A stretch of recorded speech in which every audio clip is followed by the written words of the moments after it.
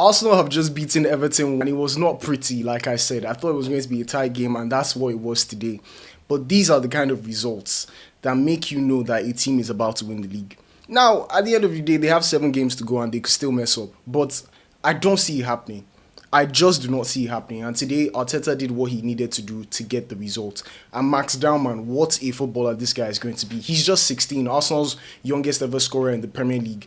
And this guy is going to grow in leaps and bounds. I think he's going to be very, very good for them. And like I said, this is a very important win for Arsenal. And it's going to do a lot of psychological damage for Man City. Because when you're hoping and waiting for Arsenal to drop points and they just don't drop the points and they end up winning 2-0, it wasn't even like they were the greatest today. It was not like their performance was the best that you've seen them have in a long time. But these are the little things that go a long way in making you know whether or not a team is going to win the league. And I think, honestly speaking, this league is Arsenal's to lose. If they lose this league, I will be very, very surprised. But I think everybody who keeps saying that, oh, Arsenal are bottlers, like, they're literally proving to you that they are not bottlers. They are going to win this league if they continue playing like this.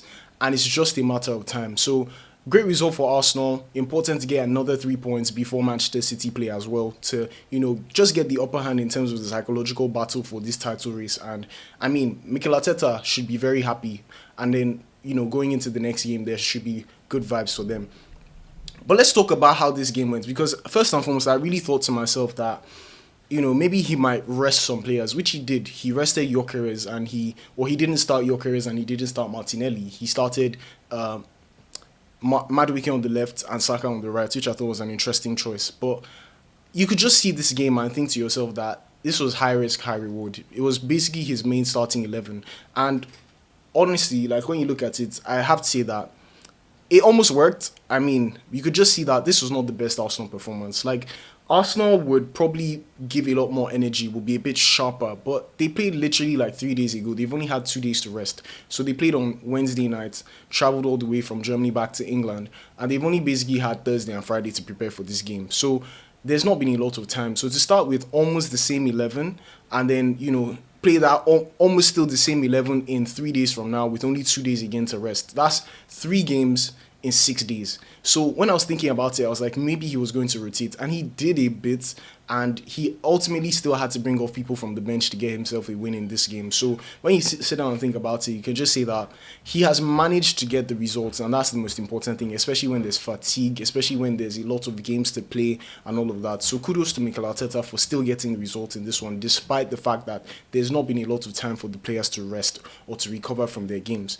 Now, based on these things, you know how it is when you're playing so many games. And I know everybody says, oh, they're earning so much money. But these are the things I think about when I look at football. And I say that these players are playing so many matches. Arsenal, in any team in the league, in the Premier League, has 4 competitions, which is a lot. It is a lot. And the farther you go in these competitions, the more games you have to play. Look at Manchester United, for instance. No shade to them, but they're out of the FA Cup and they're out of the Carabao Cup. So they have less games to play. So the chances of their injuries will be a lot less. But now that they also did not qualify for Europe as well. But Arsenal are still fighting on all fronts. They are still chasing a quadruple. So they're still fighting on all fronts. They're in the final of the Carabao Cup, which means they've gone through several rounds. They're in the quarterfinals of the FA Cup. They've gone through several rounds. They're still in the Champions League. They're still, poised to go to the next round. And in the Premier League, they've played 31 games already. So there are a lot of games for these teams to play. So it's bound to happen that there will be 1 or 2 injuries here and there. But today, the injury was unfortunately to Jurriën Timber, who's then their, normal starting right back. He's the one that you already know is going to do what he has to do on the right flank in terms of defending. So it just adds to the number of injuries that they've had because, basically, I don't know if, White is still available, Mosquera is still available. Mosquera came on and he, helped them. But it's adding to the injuries that they have. Like I said, now Timber is looking like he's picked up a knock. We don't know how long he's going to be out for. Odegaard is injured, Trossard is injured. These are the little things here and there. But the good thing for Arsenal is that they have some crazy depth in their squad. And that's why I think in terms of the transfer window, they had the best transfer window, in my opinion, in the Premier League. So it's working for them because they have replacements in every position and someone that you can rely on fully to save them for this one. But it's unfortunate with Timber getting injured, but it's just how it is with the number of games that are being played. But you could say that in this game, Everton played really well. Everton had the better chances. Arsenal were not sharp. They were not having great chances as well. So Everton had the greater chances. They played a lot better, in my opinion, in terms of putting pressure to get a goal in this game. And Raya had to save them a couple of times. And you know how it is with Raya. He has to make some really good saves. But, the defending too from Arsenal was good. We saw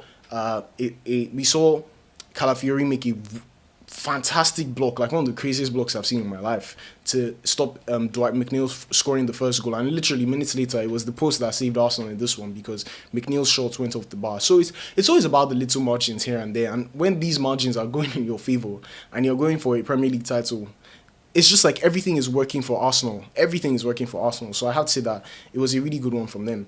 But we have to talk about Max Dowman. This guy is 16 years old and just a couple of days older than 16. And he's their youngest ever Premier League goal scorer for Arsenal.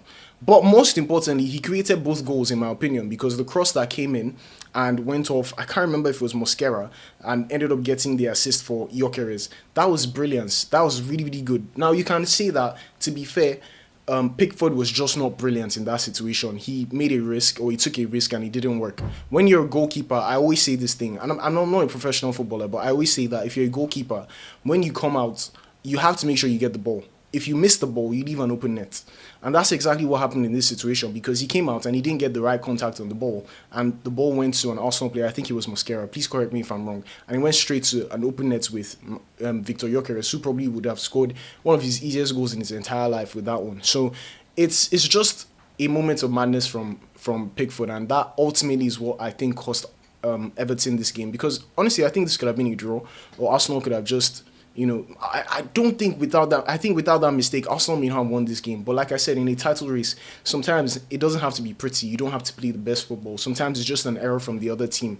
And that's what ends up working for you. So honestly, I think the reason Everton lost this game was Pickford's mistake, but it's part of it. Like, it's part of the game. He made mistakes once or twice and here and there. So ultimately, not the best game for him in terms of that.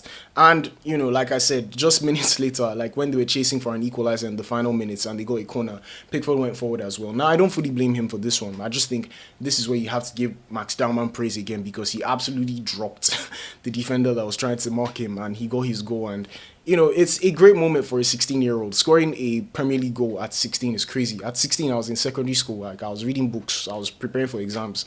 I'm not trying to say, it's not a bad thing, or it's not a good thing to, be, reading and getting education. But, it's one of those moments you're happy about. Imagine you as a player or a footballer in school, and you score a goal. You know the feeling. Now, imagine scoring in front of the Emirates Stadium as an Arsenal fan. Like, that is a big moment for him, and I'm really happy for him. So just imagine what he could do at 17, 18, 19, 20.